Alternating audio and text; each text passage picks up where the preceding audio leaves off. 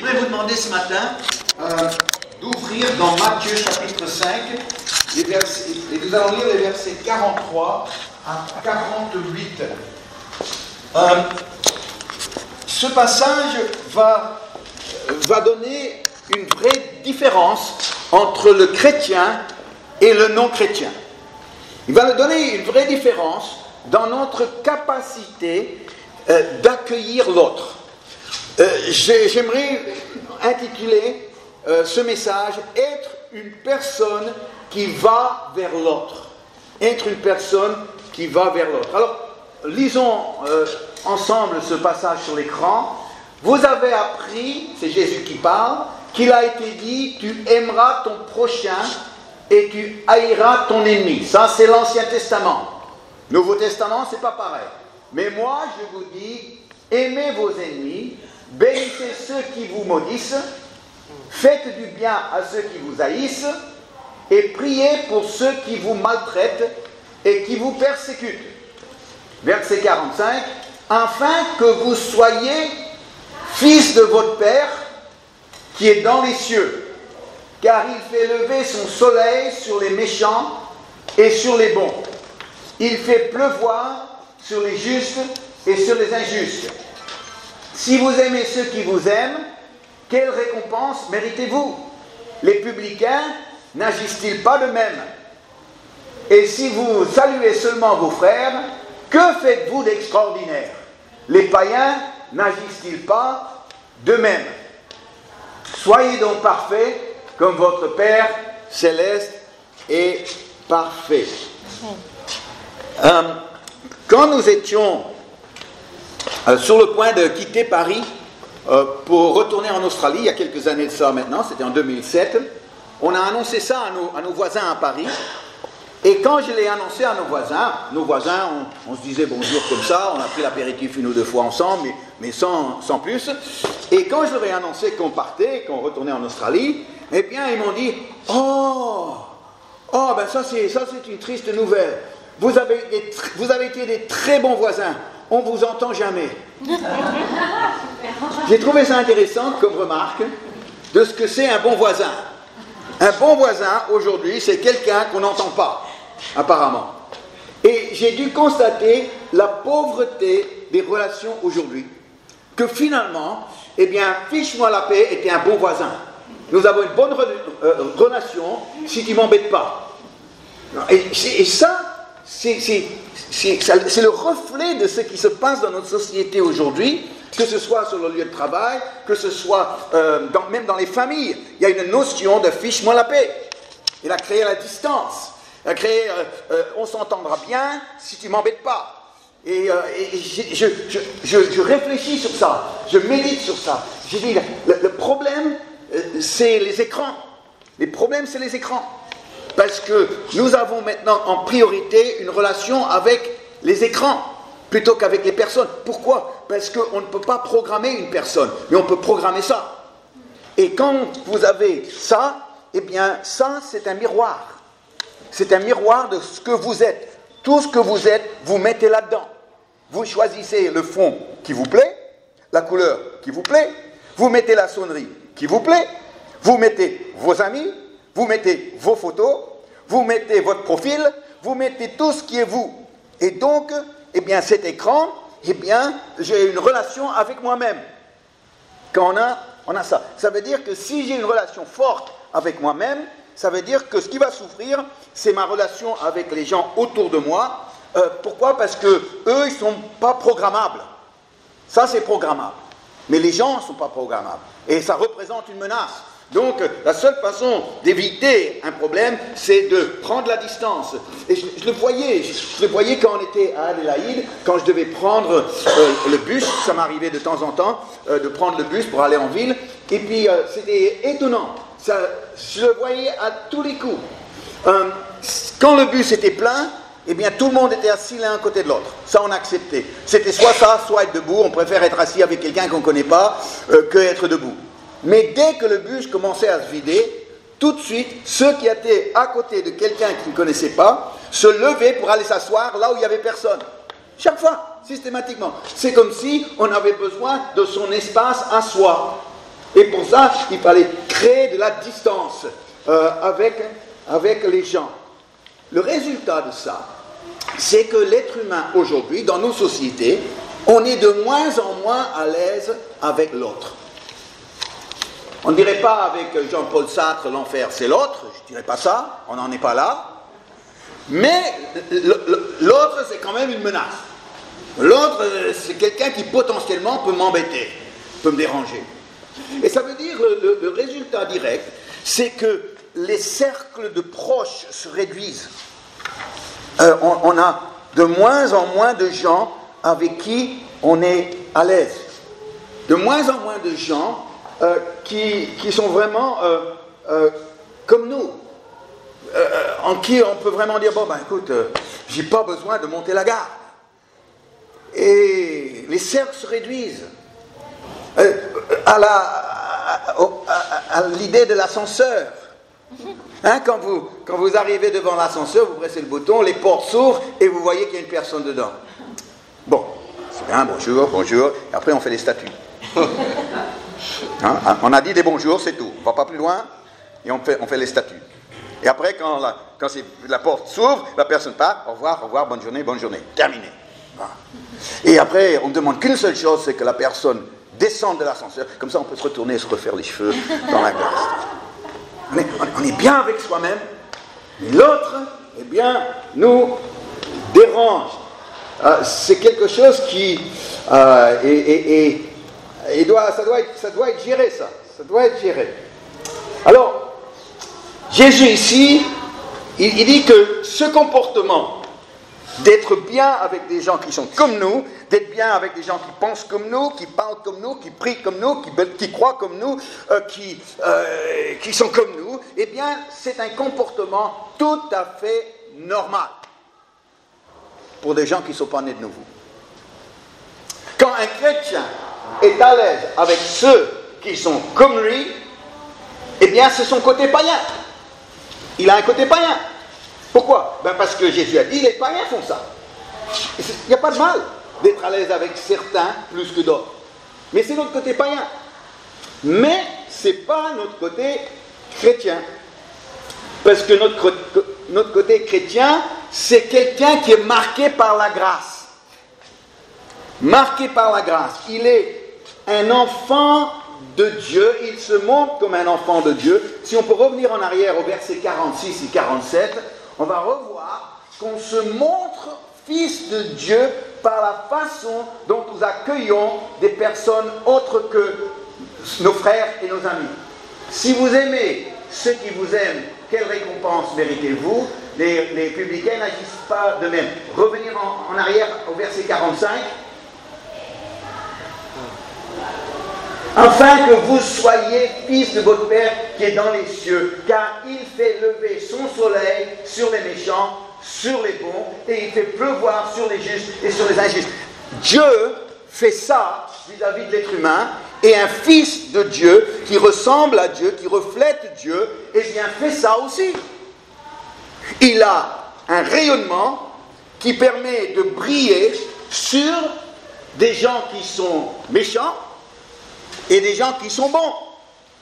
Et il a une pluie rafraîchissante qu'il peut déverser sur des gens qui sont justes et sur des gens qui sont injustes. Il est comme Dieu. Il est comme les portes d'entrée d'un bâtiment public. Quand vous allez pour entrer dans un bâtiment public, vous vous présentez devant les portes, et que font les portes ? Ils s'ouvrent. En Norvège, c'est encore mieux. Ils s'ouvrent comme ça. Ça te donne une impression de puissance. Tu t'approches de la porte, les portes s'ouvrent comme ça. Mais les portes s'ouvrent. Les portes ne sont pas sélectives. Elles te regardent. Non, je crois que je ne vais pas laisser celui-là rentrer. Non. Peu importe ce que tu fais, ce que tu as fait, peu importe d'où tu viens, peu importe ce que tu penses, peu importe ce que tu crois, peu importe les choses que tu as fait dont tu as honte, eh bien tu te présentes devant la porte et la porte s'ouvre pour toi. Ça, c'est la grâce. Ça, c'est la grâce. Il y en a quelques-uns qui me font des grimaces là. Bon, c'est pas grave. C'est pas grave. Quelque part, le problème, c'est que j'ai parfois, pour ne pas dire souvent, rencontré les chrétiens qui ne sont pas vraiment portes automatiques, bâtiments publics. Eux, ils sont beaucoup plus portes d'entrée, résidence privée. Vous savez, la porte d'entrée d'une résidence privée, vous pouvez vous présenter tout ce que vous voulez, elle ne s'ouvre pas. Il y a un petit boîtier. Ce boîtier, eh bien, il y a un code. Il faut le connaître pour que la porte s'ouvre. Elle s'ouvre seulement si tu as le code, et ceux qui ont le code, c'est très restreint. On ne le donne pas à tout le monde. Donc, est-ce que tu as le code de ma vie? Vas-y, fais le code et on va voir si je vais m'ouvrir à toi.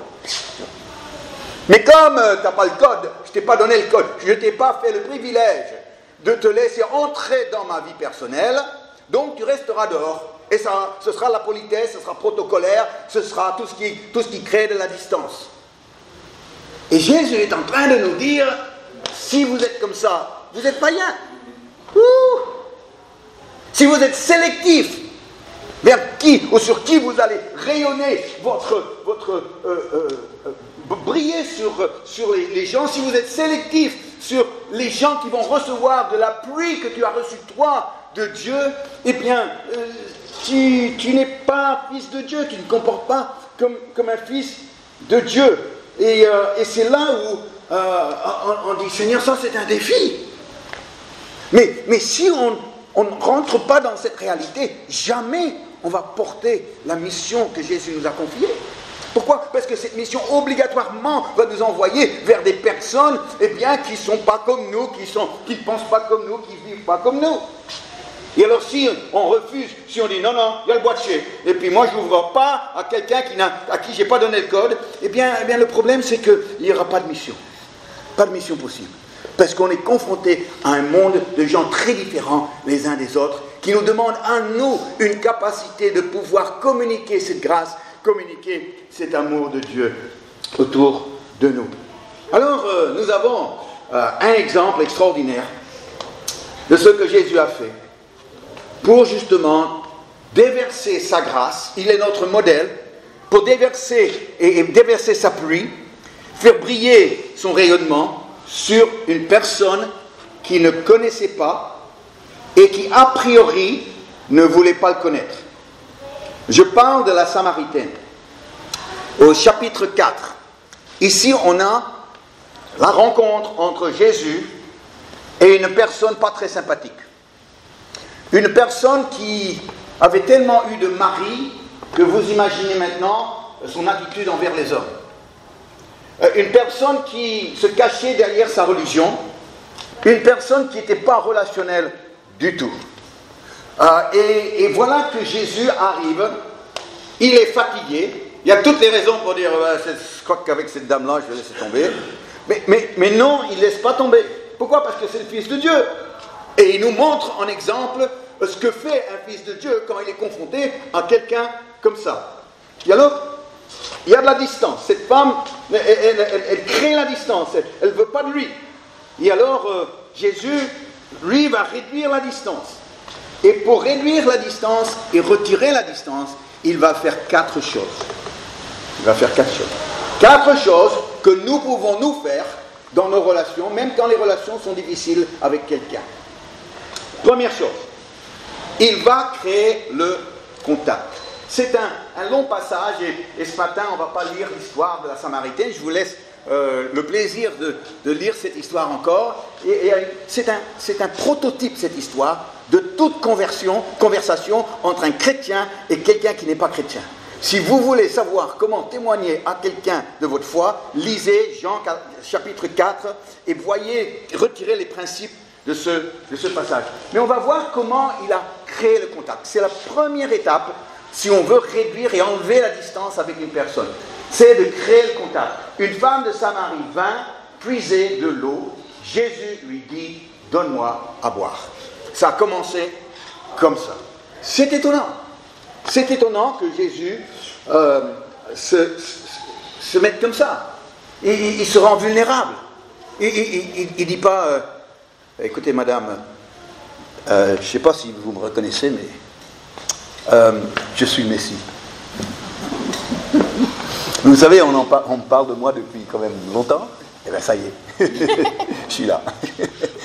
Alors, non, il dit pas ça, il dit pas ça. Là. Il dit, je suis le fils de Dieu, dis-moi ce que tu veux, je te le donne. Non, non, c'est lui qui a un besoin. C'est lui qui se rend vulnérable à la personne. C'est étonnant, ça. C'est étonnant qu'il se rend vulnérable. Mais pourquoi? Mais c'est psychologue. C'est un psychologue extraordinaire. Il dit pourquoi? Mais est-ce que vous avez vu comment les gens sont quand vous leur demandez l'heure? Et est-ce que vous aurez l'heure? Oui, oui, bien sûr. Et ils font pas. Non, je te dirai pas.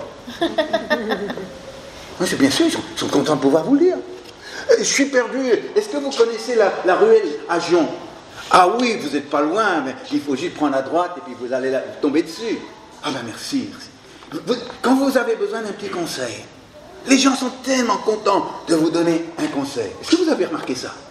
Tout d'un coup, ça crée une espèce de bienveillance, ça crée comme un bon contact, et c'est comme si on fait appel à leur gentillesse. Mais c'est plus que ça. C'est aussi parce qu'on les chatouille au niveau de leur fierté. Parce qu'on se met en élève et on les met en professeur. C'est toi qui as du savoir, c'est toi qui as de la connaissance, moi j'ai pas, aide-moi s'il te plaît. Ça s'appelle un complexe de supériorité. Ouais. Il y avait une dame américaine qui est venue et qui, à Paris, elle a épousé un Américain, et puis elle sentait chaque fois qu'elle avait une démarche à faire que son accent lui posait vraiment problème. C'est qu'à Paris, parfois les gens ils sont un peu pénibles. Et donc, elle a trouvé le truc pour gagner la personne, et notamment à la poste. Ou dans une banque. Elle allait à la poste, et la poste, les prises de bec à la poste, c'est quelque chose. Il n'y a personne qui travaille, pas de facteur ici. Et voilà que la dame, elle a trouvé le truc. Elle se présentait à un guichet où il y avait un homme, pas une femme, parce que quand c'était une femme, il y avait confrontation, mais quand c'était un homme, c'est autre chose. Et puis, quand elle arrivait, elle prenait un air, un tout petit air, et elle disait, excusez-moi, monsieur, mais j'ai un problème. Ah ben là, tout de suite, qu'est-ce qui va pas, madame? Qu'est-ce qui va? Et elle a dit ça a touché quelque chose dans le cœur de chaque fois qu'elle le faisait avec quelqu'un. Ça touchait quelque chose en eux qui les ouvrait à la personne devant elle. Et quand je vois que Jésus a fait ça, je dis c'est quand même énorme. L'humilité qu'il avait pour pouvoir se rendre vulnérable et dire j'ai besoin de toi. Tu peux faire quelque chose pour moi, quand on pense toujours que c'est Jésus qui fait tout pour l'autre. Mais tirons une leçon de ça. Si tu veux créer un contact, eh bien, rends-toi humble. C'est pas que Dieu qui fait grâce aux humbles et qui résiste aux orgueilleux. Moi, j'ai découvert que des gens honnêtes, eh bien, ils font la même chose. Quand tu les abordes avec humilité, ils te font grâce. Quand tu les abordes avec une certaine fierté, un orgueil, eh bien, ils te résistent. Et donc, ce que Dieu fait avec nous, eh bien, nous le faisons naturellement les uns avec les autres. Donc, d'avoir une approche qui fait que, eh bien, la personne se retrouve devant quelqu'un qui est humble, quelqu'un qui s'ouvre à elle, quelqu'un qui a besoin d'elle d'une façon ou d'une autre. Deuxième étape. Jésus continue à parler avec elle. La dame, elle ne veut pas de relation. Elle ne veut pas de contact. Elle ne veut pas cette conversation, elle n'en veut pas. Elle dit, moi je suis une femme, toi tu es un homme, moi je suis samaritain, toi tu es un juif. Il n'y a aucune relation possible. Alors elle levait un mur culturel, un mur social énorme. Et elle disait, Jésus, non merci. Garde tes paroles pour toi. Et Jésus, eh bien, il dit, elle ne veut pas de moi. Pourquoi elle ne veut pas de moi? Moi je suis gentil. Je lui demande quelque chose, j'ai soif. Elle ne veut pas de moi. Et pourtant je suis là, je pourrais faire tellement pour elle, elle ne veut pas de moi. Si tu veux réduire la distance que les gens créent, consciemment ou inconsciemment, il ne faut pas être susceptible. Allô? Il y a quelqu'un? Il ne faut pas être susceptible. On ne peut pas être facilement blessé si on veut apprendre à accueillir les gens et déverser sur eux le soleil, la chaleur de ce soleil que Dieu nous a donné, et la pluie rafraîchissante. Si on est facilement blessé, si on est choqué facilement, si on est susceptible, eh bien les conversations vont s'arrêter net. Alors quand la femme, elle a dit, je ne veux pas parler avec toi, alors Jésus a dit, explique-moi pourquoi tu ne veux pas parler avec moi. Il veut continuer la conversation. Et ça, c'est quelque chose qu'on peut faire. Parce que c'est quand le silence s'installe, c'est quand la relation n'est plus possible. La première chose qui est perdue lorsqu'un couple va commencer ce long chemin de séparation, il ne se parle plus. Il ne se parle plus uniquement les choses concrètes de la maison. Et quand il ne se parle plus, eh bien c'est la relation qui très vite va être perdue par la suite. Donc c'est quelque chose que vous pouvez vraiment voir sur vous-même. Ne soyez pas quelqu'un de susceptible. Parce que si vous êtes susceptible, eh bien la moindre chose, eh bien tout d'un coup, ça va vous mettre en pétard et vous n'allez plus avoir envie de voir la personne et puis il va plus envie de te voir non plus parce qu'il a vu que toi tu as réagi par rapport à lui. C'est très compliqué. Hein. C'est très compliqué. Mais d'être quelqu'un qui n'est pas susceptible. Je ne sais pas si je peux le dire, Chantal. T'es sûr que j'allais le dire? Je le sentais. Ben, écoute, quand Chantal s'est convertie. Ah non, mais vous connaissez pas la Chantal que j'ai connue. Hein. Moi, je l'ai connue quand elle était païenne, quand elle ne croyait pas en Dieu. Et quand elle s'est convertie, alors tout de suite, elle avait envie de venir au bureau et servir Dieu à nos côtés. Dès le début. Et dans son enthousiasme et son zèle, elle marchait sur les plates-bandes des uns et des autres, alors j'ai dû gérer les réactions.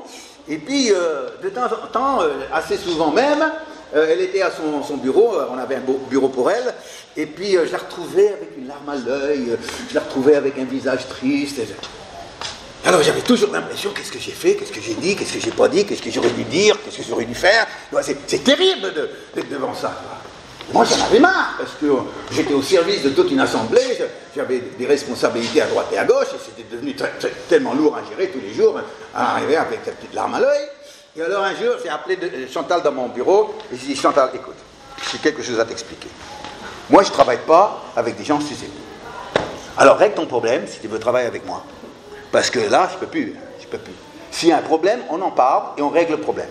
Mais si je suis toujours en train de me demander qu'est-ce que j'ai dit, qu'est-ce que j'ai pas dit, eh bien, comment est-ce qu'on peut avancer comme ça? Chantal, quand elle a entendu ça, eh bien, elle s'est mise devant Dieu, elle a réglé son problème.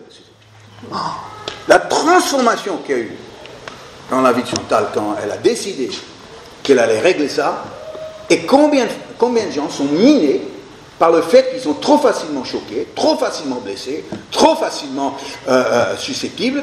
Ah, moi, si j'étais comme eux, ça fait longtemps que j'aurais sauté d'un pont, hein, avec les choses qu'on a dû supporter. Mais non, je ne vais pas me blesser, je ne vais pas être blessé, c'est comme ça. Mais non, Jésus, il l'a fait. Et plutôt, quand la femme, elle a dit, je ne veux pas parler avec toi, alors Jésus a répondu, explique-moi pourquoi tu ne veux pas parler avec moi. Et il continue la conversation. La troisième chose, ça va Chantal? Oui, ça va, je m'en T'es pas blessé? Pas trop. Non. La troisième chose qu'on découvre dans l'histoire de Jésus et la Samaritaine, pour Jésus qui réduit la distance et qui enlève la distance pour pouvoir amener le salut. Et rappelons-nous la fin de l'histoire, c'est parce qu'il a réduit la distance et a enlevé la distance avec cette femme que tout un village s'est converti. Tout un village. Donc ici, le potentiel est énorme dans ce que je vous partage aujourd'hui. La troisième étape, pour réduire la distance, intéresse-toi à la vie personnelle de la personne. Intéresse-toi, va chercher ton mari, Jésus a dit. Elle ne comprenait pas ce que Jésus lui expliquait par rapport à l'eau vive et puis l'eau qui allait jaillir jusqu'à la vie éternelle. Et puis, elle ne comprenait rien de tout ça, c'était trop compliqué pour elle. Alors Jésus a dit, ok, on va changer de registre ici, va chercher ton mari. Ah, Marie, elle en connaît les maris. Oui, Marie, c'est la une de sa vie depuis des longues années, les maris. Alors, bon, pour ceux qui connaissent l'histoire, elle a dit j'ai pas de mari.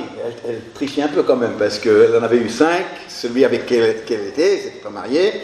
Et voilà que Jésus veut entrer dans sa vie personnelle.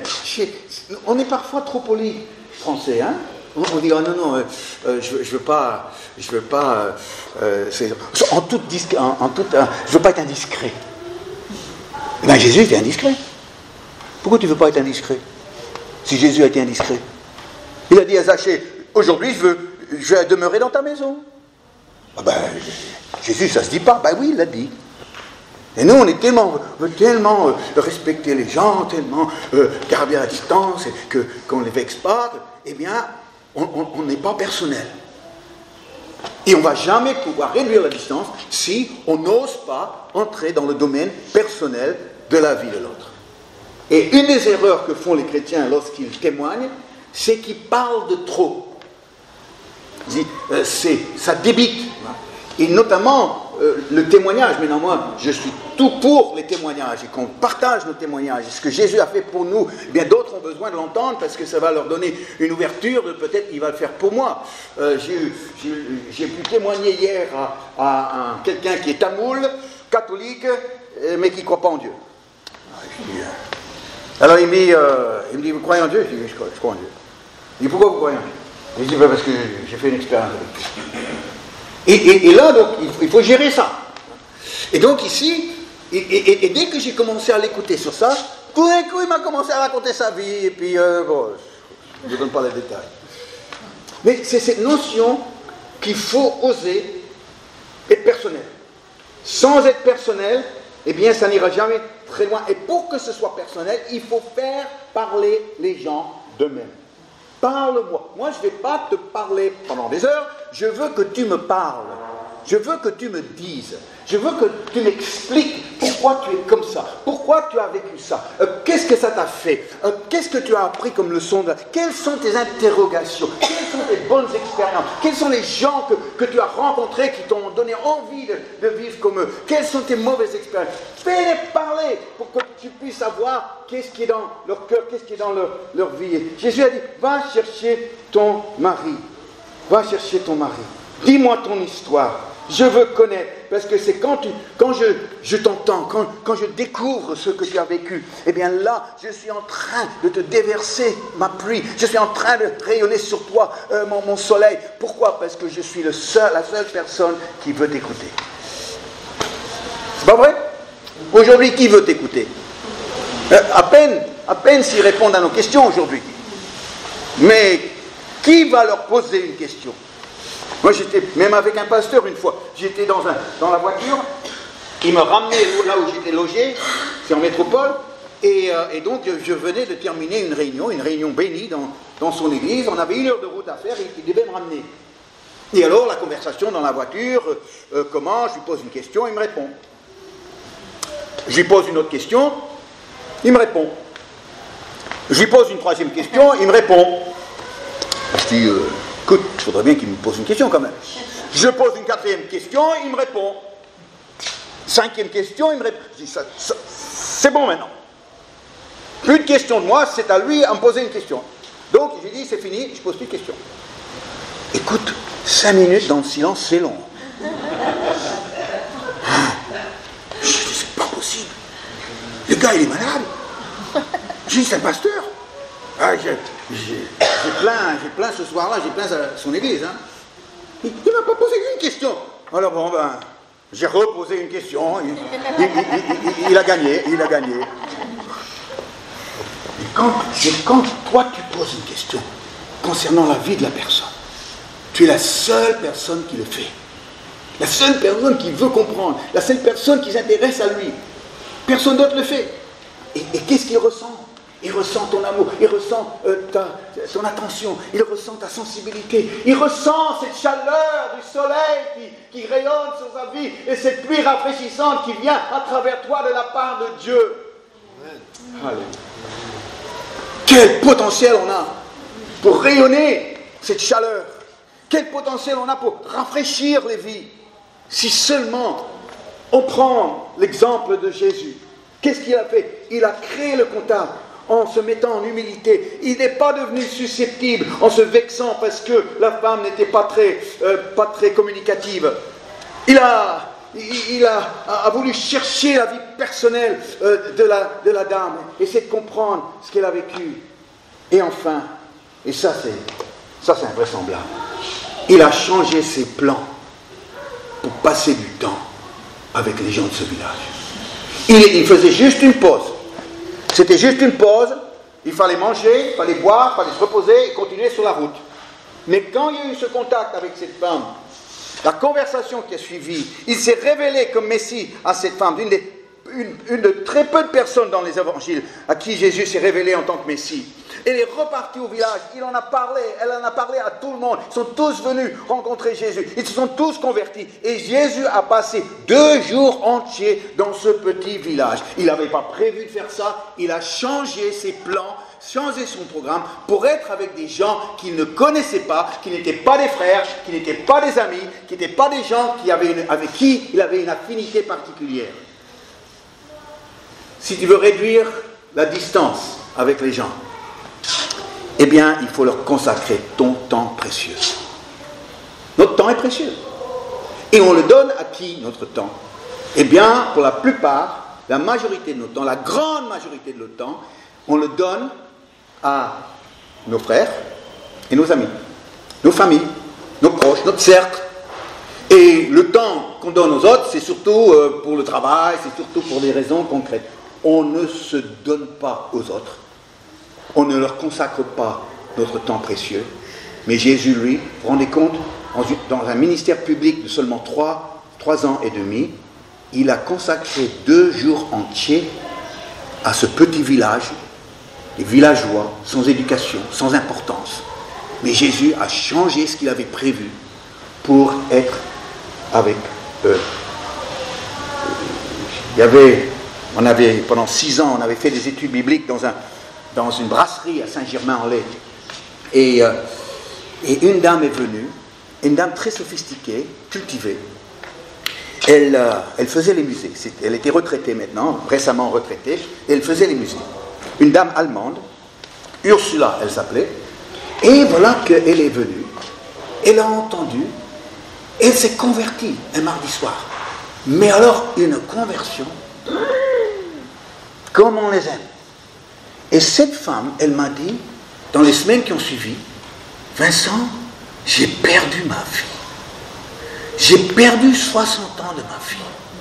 Je veux me rattraper. Ok, Ursula, tu vas faire quoi? Tous les dimanches, elle venait au culte. De Saint-Germain au 5e arrondissement de Paris, il y avait 1 heure de train et de RER. Elle faisait le trajet. Mais elle n'arrivait pas à 10h, l'heure du culte, elle arrivait à 9h pour aller en face dans le jardin du Luxembourg, pour aller rencontrer les gens qui étaient là assis sur un banc en lisant le journal, ou qui se promenaient, un dimanche matin de bonne heure. Elle allait au contact des gens, elle leur consacrait son temps, son dimanche matin, pour leur parler de ce Jésus qu'elle a rencontré à 60 ans. Et régulièrement, elle ramenait du jardin de Luxembourg des gens à notre culte. Moi, je n'ai pas fait ça, ce n'était pas une évangélisation que nous avons organisée, que nous avons lancée, c'est qu'elle a fait comme Jésus. Elle a fait comme Jésus, elle a dit, je veux tellement que d'autres puissent vivre ce que je vis maintenant avec Jésus, que je vais leur consacrer du temps. Je vais leur consacrer du temps. Ursula. Eh bien, Ursula, elle nous suit de près, et quand on a lancé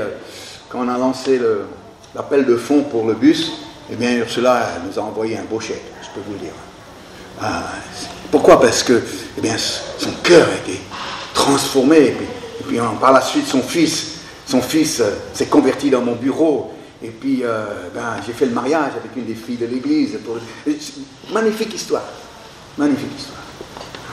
Mais c'est la suite qui était tellement belle de voir que cette femme qui avant se faisait plaisir avec sa culture et après, la seule chose qui comptait, c'était que d'autres puissent aussi vivre ce qu'elle a vécu avec Jésus. Vous savez, quand vous commencez à être une personne qui va vers l'autre, il y a toutes sortes d'aventures qui se passent. L'autre mois, quand on a fait le pique-nique, il y avait tous ces motards de Sainte-Marie qui étaient là. Et puis on avait quelques bouts de merguez et quelques morceaux de poulet qui restaient. Alors je suis allé les voir, on dit, ah, les gars, et tout de suite le contact était là, on a pu parler avec eux. C'est un plaisir. Et on est étonné de voir que quand on est à l'aise avec eux, combien ils sont à l'aise avec nous. Quand on est ouvert envers eux, quand on va vers eux, eh bien ils s'ouvrent à nous parce qu'ils sentent ce qui dégage de nos vies, ce soleil qui brille, cette pluie qui se déferle. Et on est étonné parfois des réactions des gens. Mon bureau était dans le 14e arrondissement, dans mon premier bureau à Paris, et puis c'était une petite rue, la rue Cels, près de la rue Daguerre, pour ceux qui connaissent. Et c'est un petit village, on voyait toujours passer les mêmes gens. Mais la règle à Paris, c'est même si on reconnaît les gens, il ne faut pas donner l'impression que tu les connais. On ne se connaît pas. Même si on se connaît depuis des années, on ne se connaît pas. C'est Paris. Et alors, moi je refusais, je faisais la désobéissance civile. Moi je refusais cette règle. Et quand je dis bonjour, ils ne me répondaient même pas certains. Mais il y avait une dame qui avait, elle, 60 ans aussi, et elle se promenait avec son gros chien noir. Et alors, chaque fois que je la voyais, je disais bonjour, mais pas simplement bonjour, ça c'est trop poli bonjour. C'est bonjour et. Faut rajouter quelque chose, si tu veux être personnel. Alors je disais, alors quand je la voyais, je pensais à quelque chose de dire de son chien. Et je dis, écoutez, votre chien c'est le chien le plus gâté de la rue, parce que vous le promenez 2 fois par jour, c'est pas tout le monde qui est prêt à faire ça. Alors on parlait du chien, puis il s'appelle comment. Et puis, et d'autres fois, je la voyais venir, alors je dis, je prépare quelque chose, juste un petit contact comme ça. Et puis alors que je suis sûr, madame, que votre couleur préférée, c'est le rouge. Il y a un parapluie rouge, il y a les chaussures rouges. Elle a dit, oui, vous avez gagné, là c'est rouge. Et hop, c'est parti. Un jour, je suis dans la rue, et je vois venir la femme. Alors, je préparais quelque chose de gentil pour dire à cette femme. La femme arrive, et avant que je puisse dire quelque chose, elle me dit, monsieur, j'admire votre foi. Pourtant, je ne lui avais jamais parlé de ma foi. Monsieur, j'admire votre foi. Elle savait que j'étais pasteur. Et dans sa tête, elle a dit, ce monsieur, c'est sa foi qui fait qu'il est gentil avec moi. C'est sa foi que ce monsieur est prêt à me donner de son temps, qui est prêt à avoir une conversation, qui s'intéresse à mon chien. Et dans sa tête, elle a dit, c'est sa foi qui fait ça, qui produit ça en lui. J'admire votre foi. Alléluia. C'est vrai qu'on est dans un monde qui est indifférent par rapport à moi. Mais moi, je ne suis pas indifférent par rapport à ce monde. Je ne suis pas indifférent par rapport aux gens que je vois. Et je suis vraiment conscient de ça. Et je veux vraiment vous encourager parce que la mission de l'Église, c'est pas monter un chapiteau et puis faire venir un prédicateur d'Amérique. On peut le faire, je l'ai fait. Mais la mission de l'Église, c'est quelqu'un qui a reçu, lui, le soleil de Dieu dans sa vie. Quelqu'un qui a reçu cette pluie rafraîchissante de Dieu et qui maintenant, va briller sur les méchants. Il est où le méchant? Je vais briller dessus. Et les bons, t'es un bon, ça c'est plus facile pour moi de briller sur toi. Mais c'est le méchant qui est un défi, mais c'est le méchant qui me permet de montrer que je suis un fils de Dieu et que je ne suis pas un païen. Alléluia. J'ai de la pluie pour les justes et les injustes. T'es juste, toi, oui, ok, c'est plus facile. Toi, t'es un injuste, oui, t'es un injuste, d'accord. Eh bien, je te mets la pluie aussi. Et là, je ne suis pas un païen. Je suis un fils de Dieu.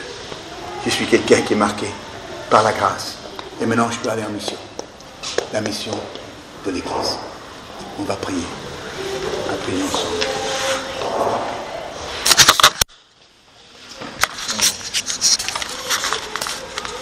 Pendant que je priais ce matin, j'ai dit ça